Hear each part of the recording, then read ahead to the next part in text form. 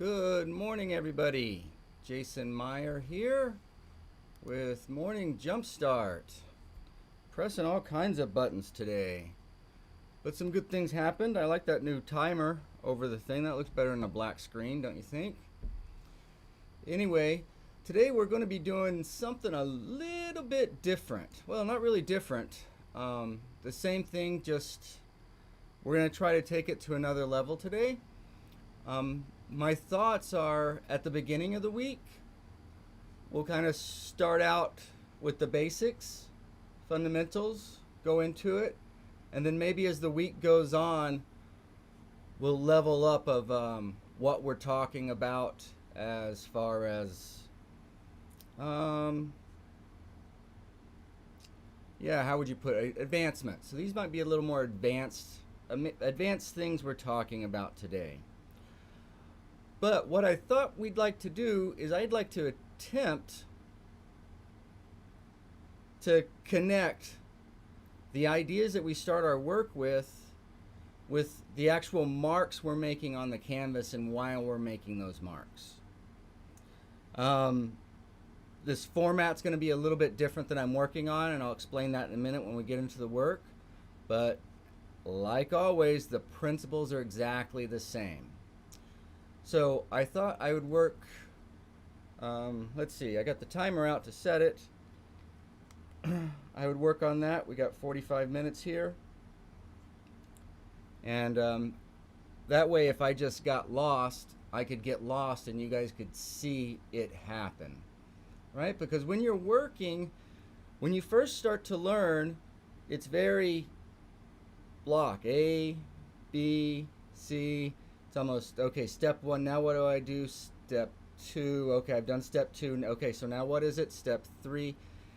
That's quite artificial.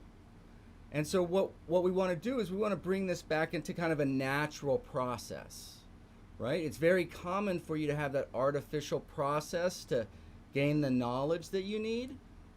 But you want to have that knowledge eventually digested such that there's no gap between your knowledge and what you're doing with your materials. Anyway, before we get too far offline, and it's not too far from the masterworks that we had last night, right? It's on that same theme. In order to really paint or try to produce a work of art,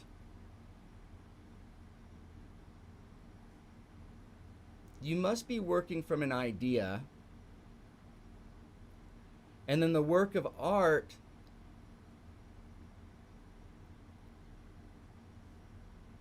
is a recording of the consistency, depth, and richness of your concept, of your idea, right?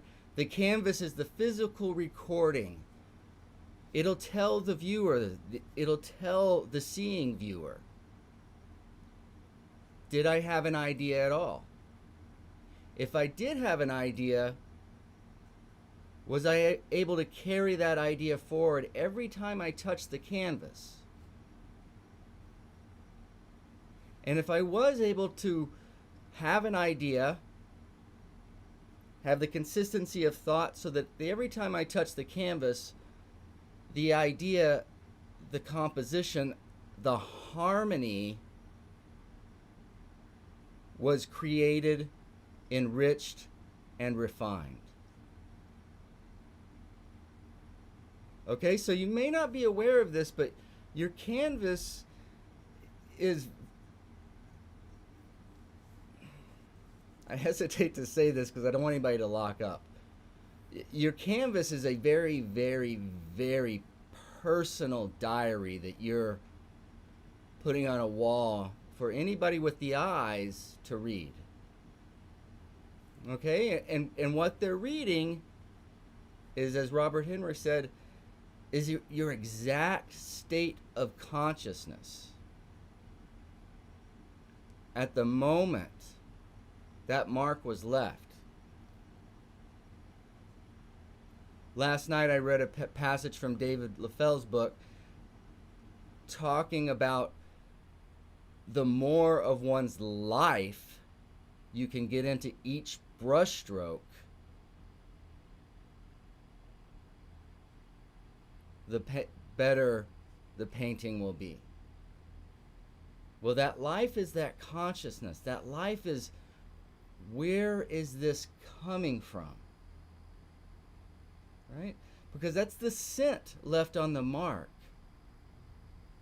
The accent. Y'all, I'm fixing to get real. Didn't know that, but I'm from Texas. My accent gives that stuff away. Right? Well, each brush mark has a scent, an accent, a way they move, a culture it comes from. And that's you. Or at least where your consciousness is at the time of making that mark. Woo, man, did we jump off the deep end and fast. All right, so that's kind of a tall order today, but let's see if we can make that happen. Let's see if we can make that happen. I guess we've got time to say good morning to everybody.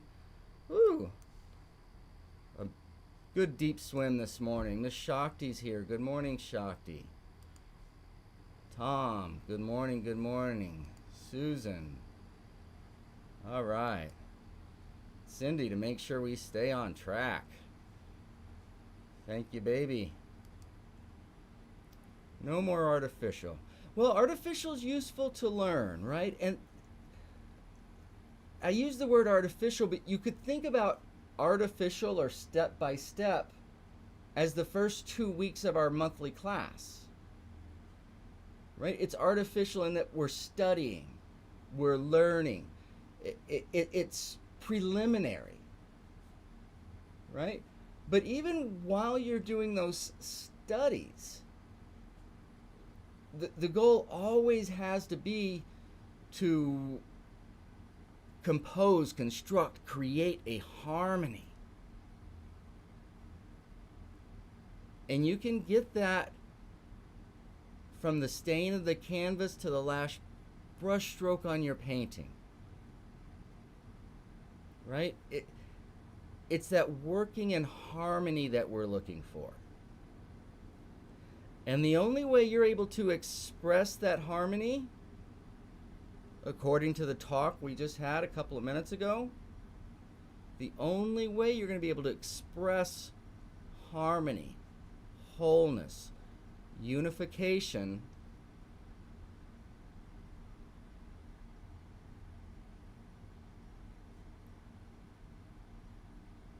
is if your consciousness is in harmony, right? If your being is in harmony. The only way you can paint harmony is to be in harmony. Not only with this single brush stroke, which that's the only way you can paint, one at a time, but that within that single brush stroke, within the making of this brush stroke, is the building of the entire harmony, of your idea, of the concept. Whew, I feel like I need some air. I feel like I need some air after going under like that. So this month we're doing a couple of portraits, and they're based on a project I'm doing for my daughter. She'll be getting out of 6th grade, which where we are, that's going to be into middle school next year. And she has a close group of friends. And as all of you know, this has been an interesting year. So to kind of celebrate, I wanted to do kind of a graduation picture for her. And so we got pictures of all the kids. And you guys are doing 2 of these for your assignments this month, right? There it is. Little delay there. You guys are doing E and doing J here. Okay, so my idea though, or my challenge I should say, for this piece was how can I get 5 portraits in here, right? With the idea of the circle of friends, right? With them all being different and unique, but all harmonized. So the thought was, well, maybe a la carte. I'll just do kind of a gray, cloudy background, and then have kind of 5 little studies or little portraits on there. The word's escaping my mind what I'm trying to think of. And then I've worked on it. I've worked on this quite a bit. I've used it. I always use it as a way to learn and grow. And it just so happens that I know my daughter is, and by talking with the other parents, basically all these kids are going through that really awkward stage where I don't really like my looks. What's happening? So as I pondered on that, I thought, well, you know what? Maybe they would like this better if it wasn't so quote unquote realistic, right? If it was a little more characterized where they recognize themselves, but not in a way they could kind of pick away their flaws or see their flaws amplified as sometimes they do at this stage of life. So then my thought was, okay, let's do it in a monochrome and more of middle values. And then as I started putting that together, I liked the way it worked, but it just felt empty. Anyway, this group is a very funny, intelligent, creative group, and they're always telling stories and making things up and doing things and laughing. So I thought, well, what if we put them kind of as the heroes in a movie poster or something? Kind of Star Wars-esque or something. A brick wall down on the bottom behind the first 2, and then the stars in the solar system behind them. And so this is where we're at this point in the painting, and I would consider this a lay-in. But one of the things I want to like to share with you that's a little bit different from what you're doing is I've selected a palette, and you can see my palette there next to it, right? It's all monochromatic, and I know it seems like there's one square of black in there. That's just an empty square. But there's absolutely no white, and there's absolutely no black on here. So we're still solving these value problems, but the values are very compressed, or these pattern problems. And they're not problems, there are raw materials. Right? Yeah. I say problem just in that's where I'm going to engage. That's my challenge. Right? Is I have these values to work with, and we have to create a pattern. And we want this pattern of values to do a couple of things. We want it to be recognizable as individual people. But we'd also like to tell a larger story about the circle of friendship among them.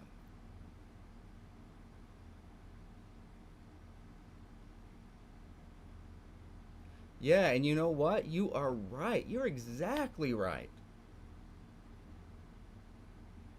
Paint can't do any of that stuff.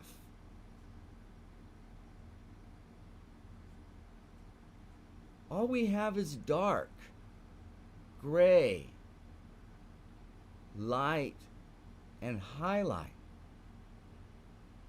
So how do we jump that bridge from the idea we have to the marks we're making on the canvas?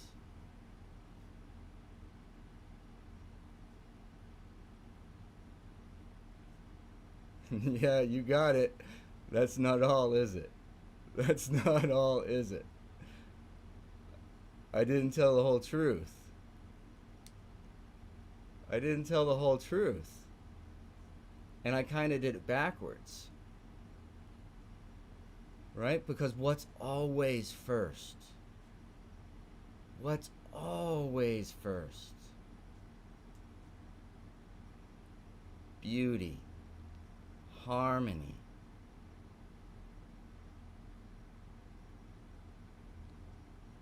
Okay, so as this talks about their circle of friendship, as this spells out individual people,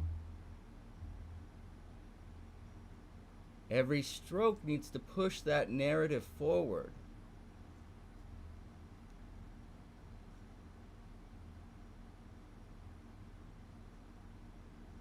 At the same time, and even more importantly,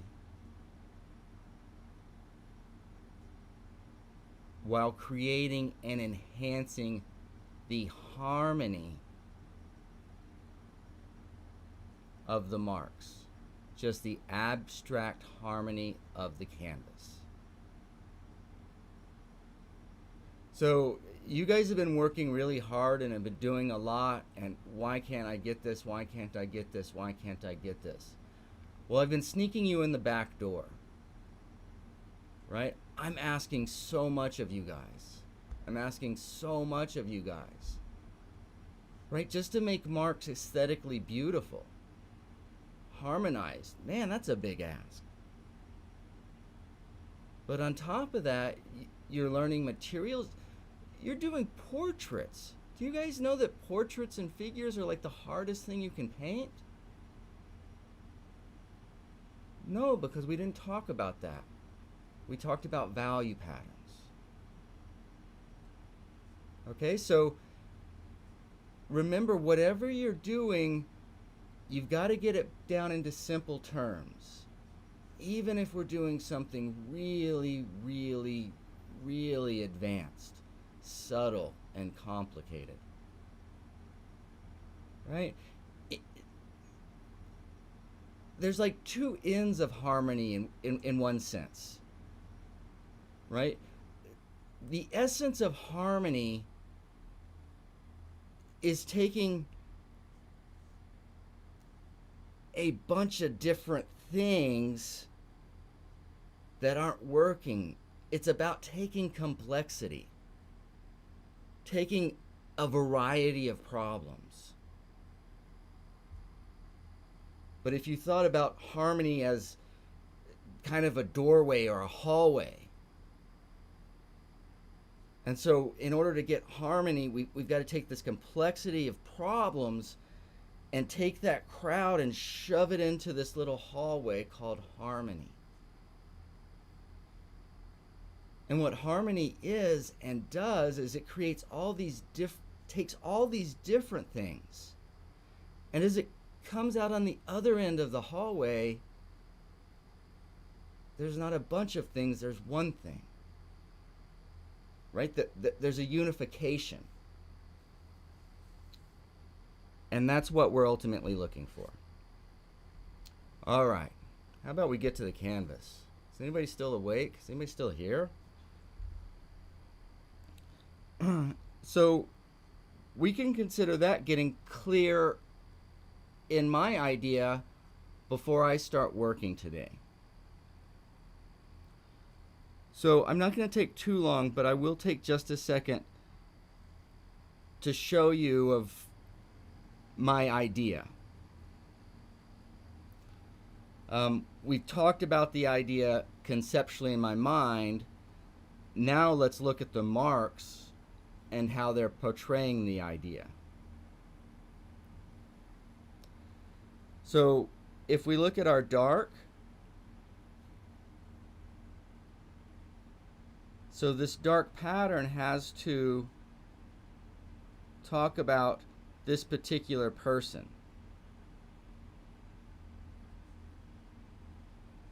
Do you see that? That's the darkest value. And I'm just tracing it basically right now.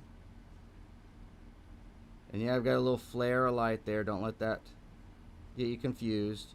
But this dark comes right down, and look what it does. It merges, it transcends people. And now this dark is not only going around, but it's also saying this particular person. And am I keeping it a single shape? Hope we answered yes. And that's the idea, is to try to. And sometimes it may have to, like the idea here is we've got a gap between our dark. We got a gap. I hear you. You're going, ha, Jason, ha. Not so fancy pants now, are you? Oh, you want to talk some trash? Gonna do a little trash talking? I'm getting all deep and subtle here and you're talking trash? All right, all right. Well, what if the background was a little darker and connected over to there? Hey, I didn't get that name Fancy Pants for nothing, so. You see, so now what is this dark shape? Well, this dark shape is doing two things. It's talking about this particular person in this particular position, doing this particular thing. At the same time, it's carrying forward our idea of what? Our idea of the circle of friendship. Oops, do we need to go to the background? No, we don't need to go to the background. This hooks right up here to here.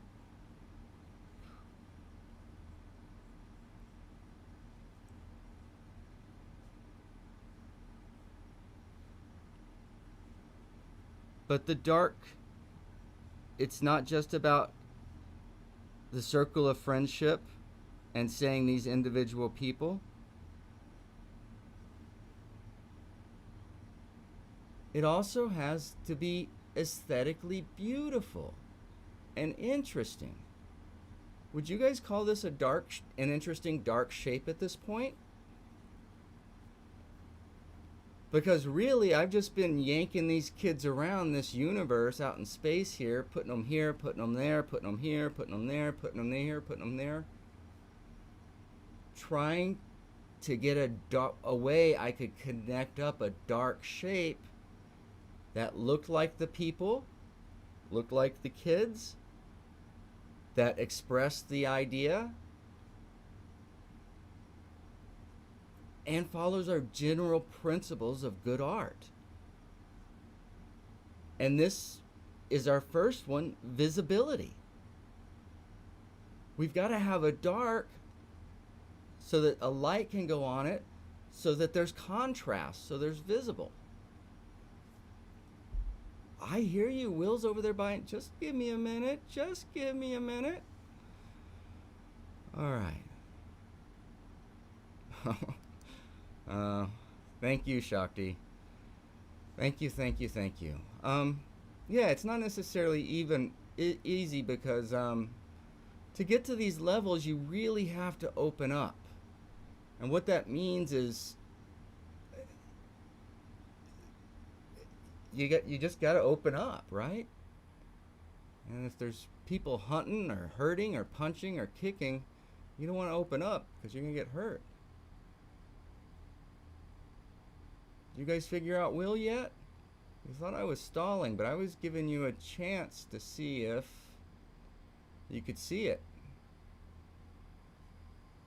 Did you see it? I gave you a little hint earlier. There was a gap between Izzy, between two of the kids. How did I jump that gap?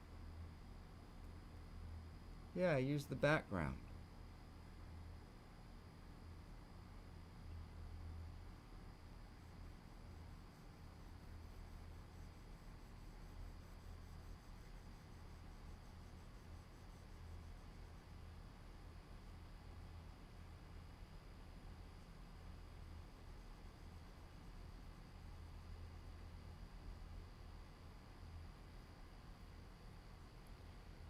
Okay, so I hope that makes sense to you guys. Right? So is this complex? Yeah. In one sense it is. But if you'll just see what you're doing, I've got to solve these problems. So if you're painting one of these portraits, one of those first problems you have to solve is, how can I connect up all my darks so it's a big solid shape that, first off, and I think this should go before even it looks like the person, it's an interesting shape and a beautiful shape.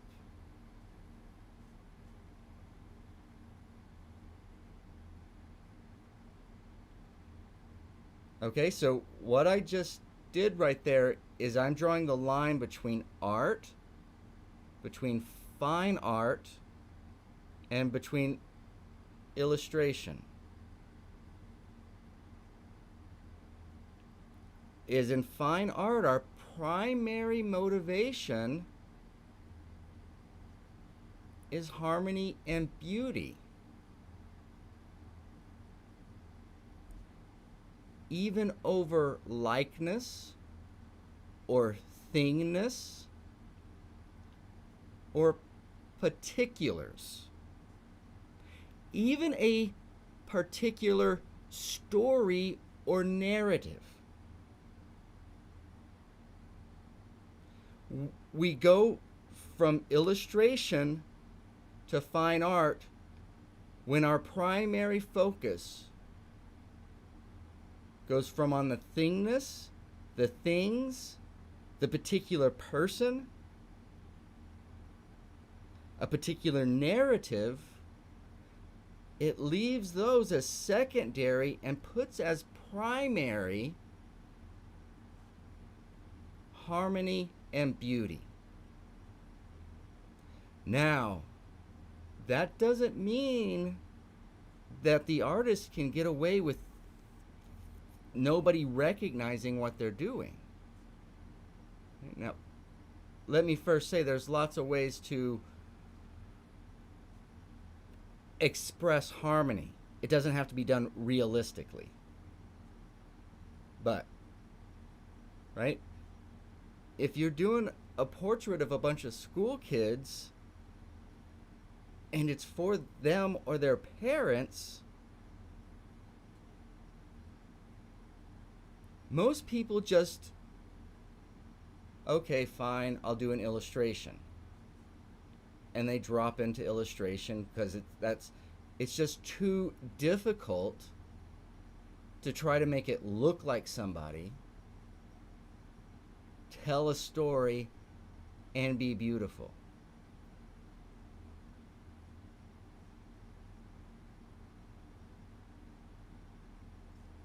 So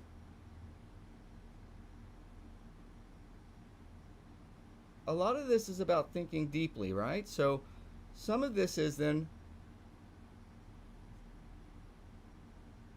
you're saying beauty's not worth it?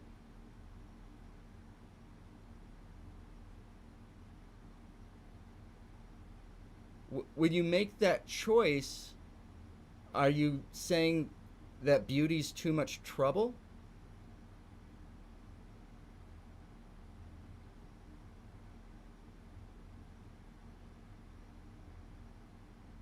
Are you saying that beauty doesn't deserve the time it takes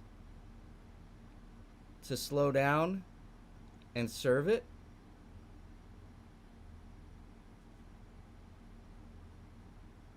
Because believe it or not, every mark you make talks about your exact state of consciousness when you make it.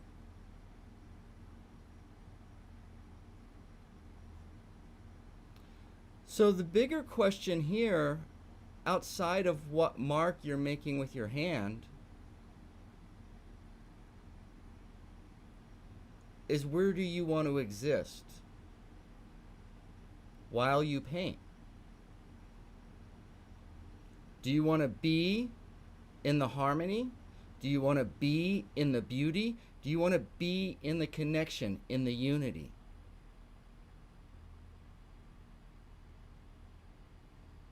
Why? Because you can only express what you're being.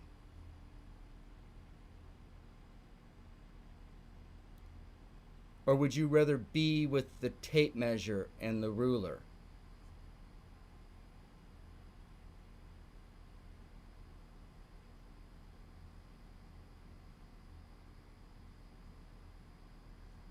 Okay, and I can't answer these for you. There's not a right or wrong answer.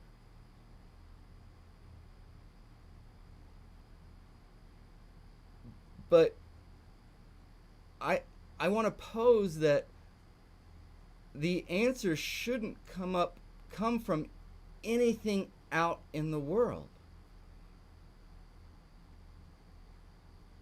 But the answer should come from you.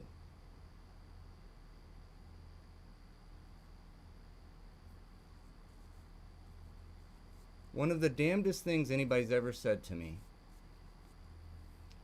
I get this call out of nowhere from this man named Tom Dawson. And he said, yeah, I just started taking painting classes and my teacher moved out of the area and I want to learn to paint.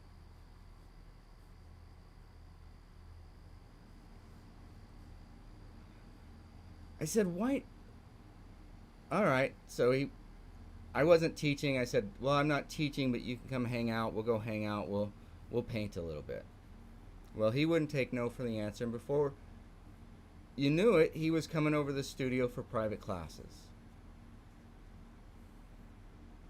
So I asked him, I said, why do you want to paint? And he says, I want to hang out with artists.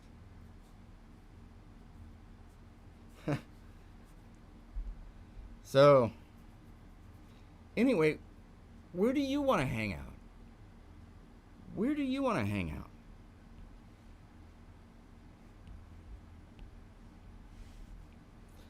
Okay, so let's see if we can't come down from that, wherever we were there. Woo! And back into some four-value consciousness.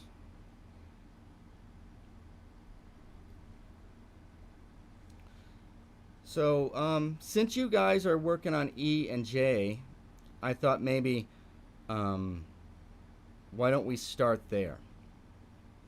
Why don't we start there with E and J? So let's just bring him up. And since I have them sized and placed, right, as a whole, right, nothing's quote-unquote finished. Nothing's even really quote-unquote right yet, except the general placement of the whole thing. Okay, so once I have that, then I can come down smaller. I can come down in particular, and now keeping the beauty in mind, the harmony of the dark shape, also keeping in mind that we do want this to represent this particular child.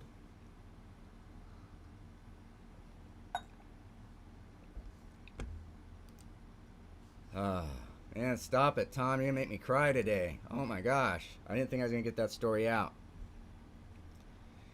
Anyway, we will be hanging out in person soon, my friends. We will be hanging out in person soon. So we're gonna go over to the palette. Let's go back to the layer. So I have layers here. And the deal with the layer system is it's a lot like going back to your materials. So if I go up here and I say select, and that tells me that's the right layer. We got E there. So let me come over. This is my darkest dark that I'm using right here. Let me make sure I'm in the right thing. Yep, I like this little brush that I have here. I like the way it makes the marks. Okay, a little bit big. Turn up the opacity. Right, I've got to test this. I've got to see what it can do. I don't just walk in and start bossing things around before I know what's going on. I want to know what I'm getting into. Okay. So I need to come into this particular spot right up in here. And let's see what we can do with him. Hey, Miss Claudia. Hey, Miss Claudia, we're connecting, talking about how to connect our ideas with our dark marks today. And so now what we're going to do is we're going to build out Ethan. Build out E here just a little bit. Build out E here just a little bit. So what's our gray going to be in this scenario, right? Before we go to shadow, I think it's going to be that value. So I can use that to soften up a lot of this down in here. Turn under before the glasses, right? For the side of the head over here. And probably even for that ear action happening over here. Okay, so even right now, let's talk about at this stage with this blown up, where do we focus?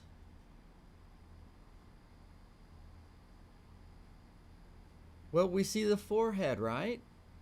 And do you see the strong negative shape on the back side of him?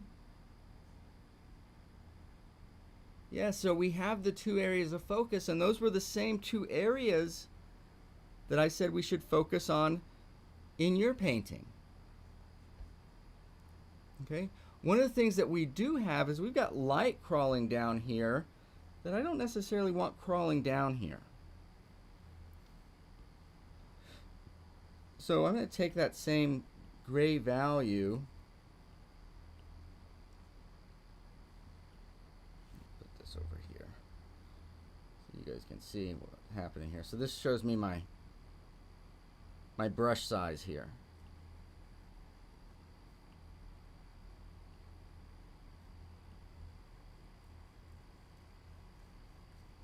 And so I'm not just darkening this, but I'm changing the impact of this spot on the canvas.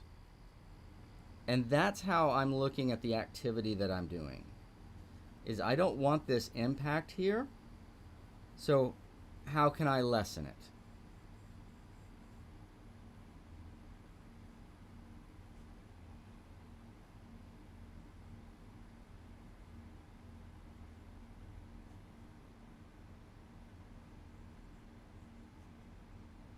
Soften the edges, get this a little more even. Okay, and I still think that's too light, but it looks better, right? So if it's too light, then let's jump over just slightly here. This is just like slightly darker, like a slightly darker gray.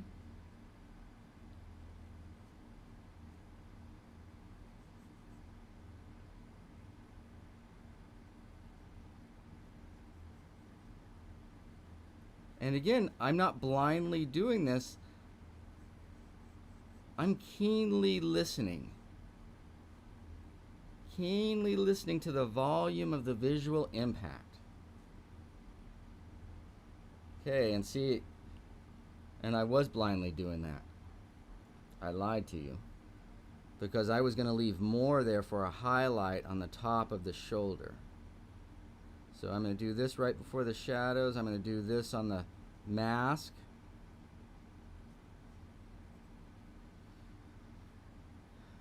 And then as it turns over, I'm going to do it here, but I'm going to leave right there in the center. As it turns over, right? So in other words, I'm leaving that lighter one that I did down before so it can act as a highlight or getting you into the center. Now it's not quite yet doing that, and why is that? Well, there's still a lot of jumble. So if I take my softener and I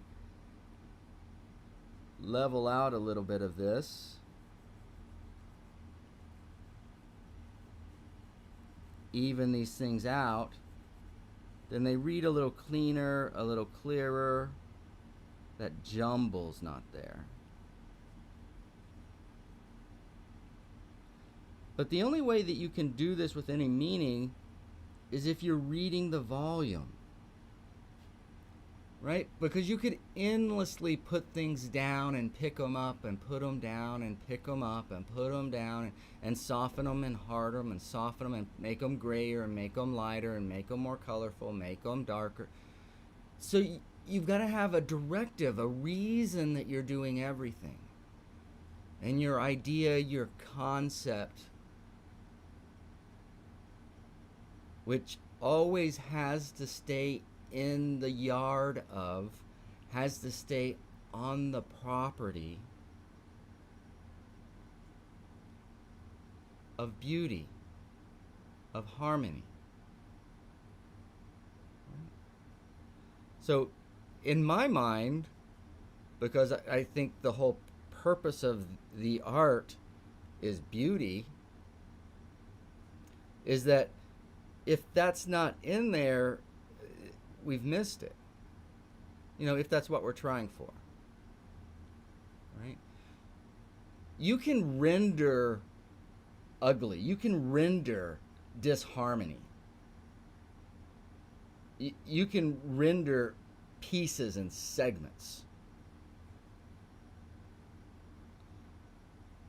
You can't render wholeness. Right?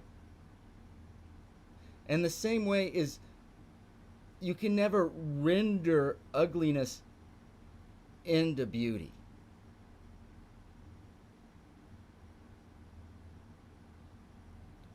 Where there's one, the other can't be.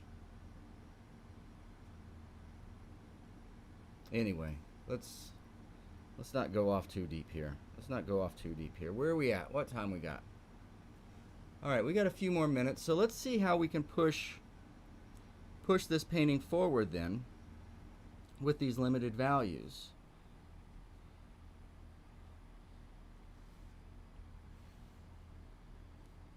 So where's the front of that hat? Whoops. So in here I need a finer edge. So I need to get a different tool.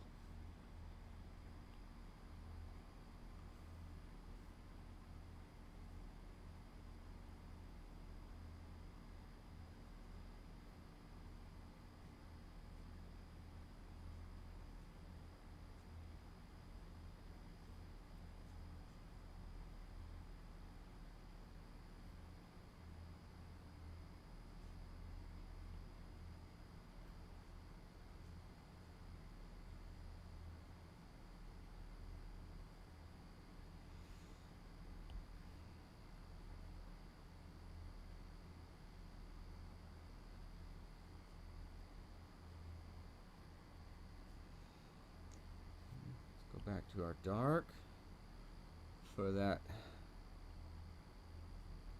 ribbon above the hat.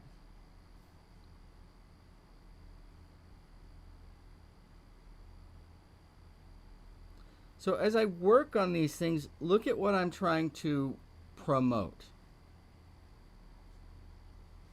And what I'm promoting are things on the inside.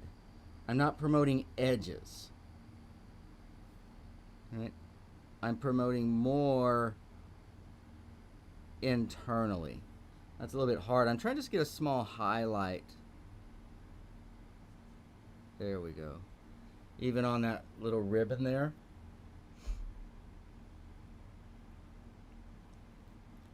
And then we've got some definite highlights.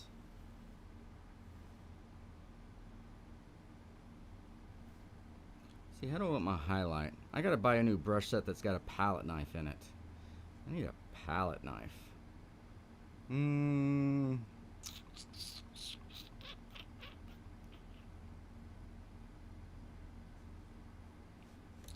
try this one.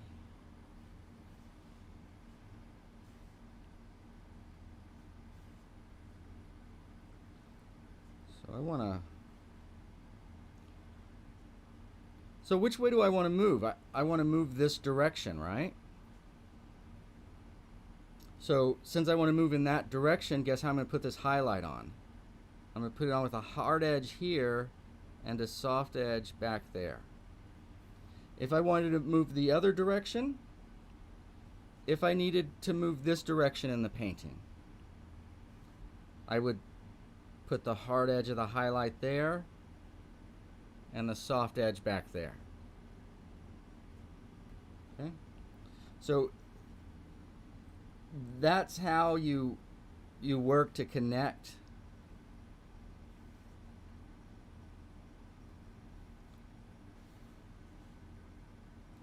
So let's see, where do I want this? I want this right near that rim.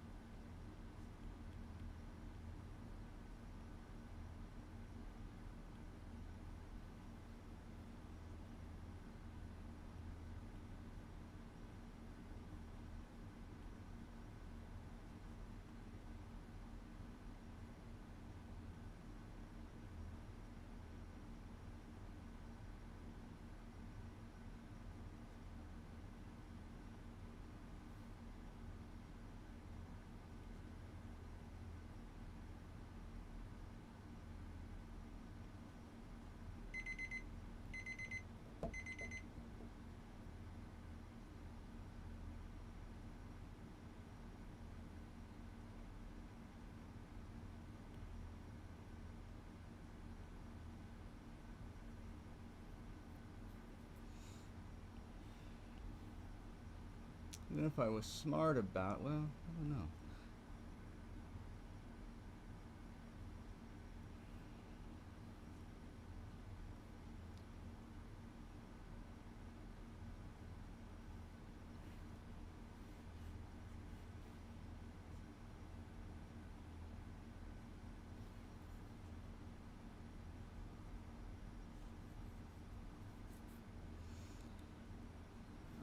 Where else are we going? Going here, boom, boom, there. So this, so there's the nose.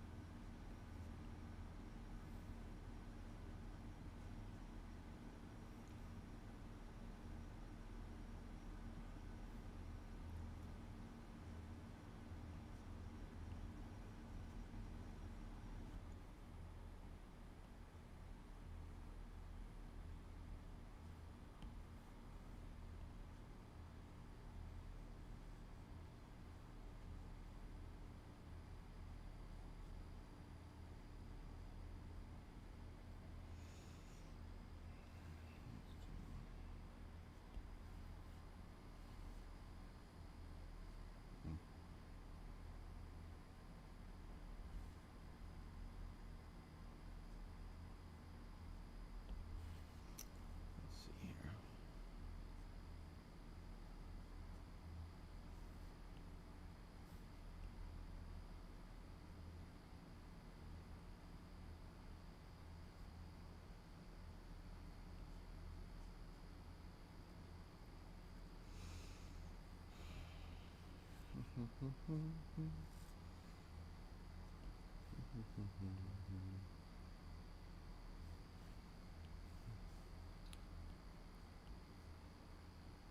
So I'm just going to take a few minutes here.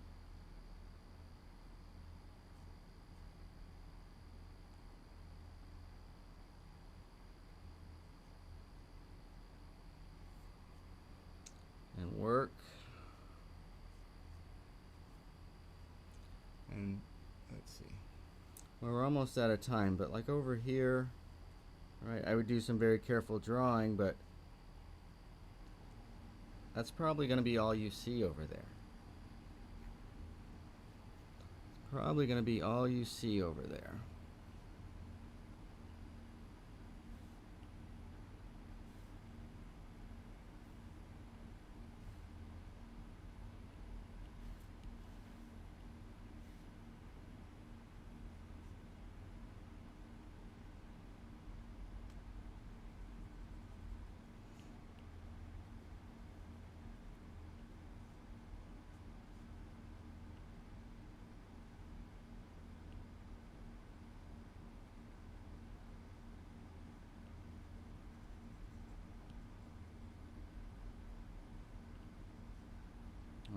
over, try to get that highlight on the corner.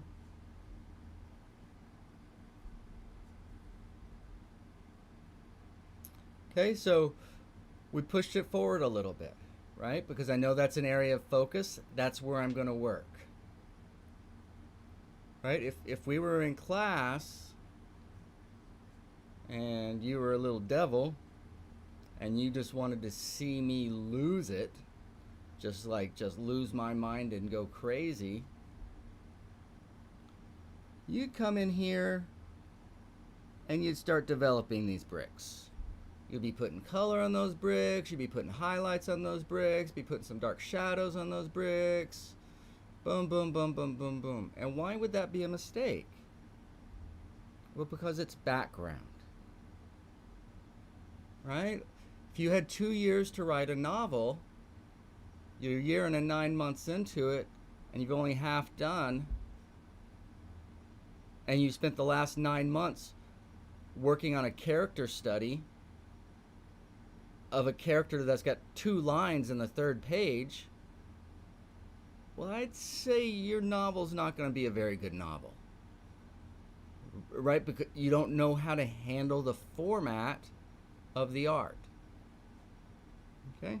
So before we go, what might that background look like if we tied his dark and her dark together?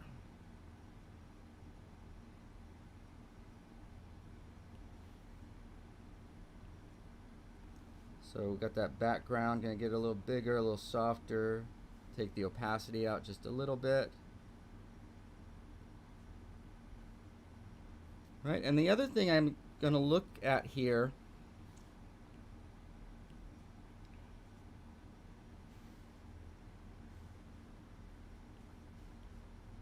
when I'm doing this is I'm considering this angle.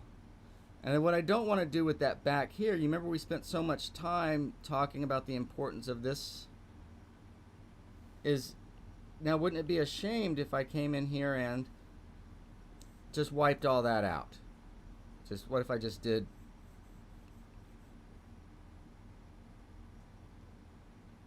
so what can be challenging is a lot of times our shapes, so I think it's going to be better to kind of take care of that hard edge there, that hard angle, and then maybe just tie it into the edge over here,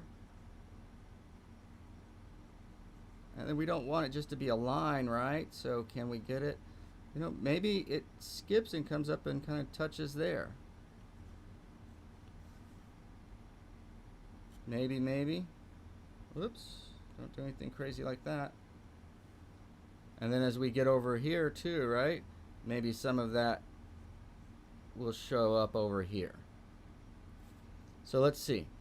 And then we're going to call it a day. I'm going to send you on your way. I know this was a little hot and heavy today.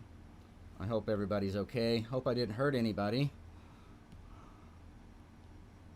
Oops, you got to be careful where you're going though. All right, so we're still working on E. I got to pay attention to these layers. All right, we'll just kiss that there and maybe let it come out.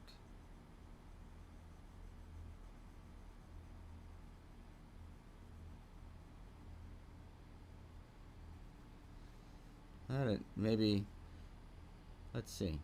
So do we want them joining there? I don't mind a little bit. I think maybe a little bit, and then maybe this whole thing. Right, but this is the game. How are we going to connect these? Where is it going to go? What does that do to our overall dark shape? Maybe we'll get rid of some of this on this side since we want you going towards the inside of the painting anyway.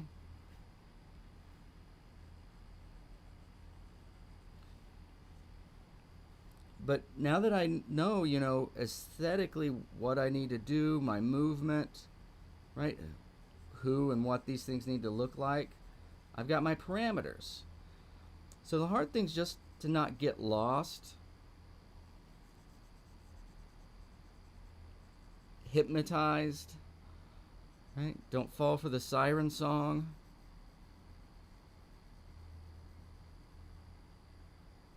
while you're painting.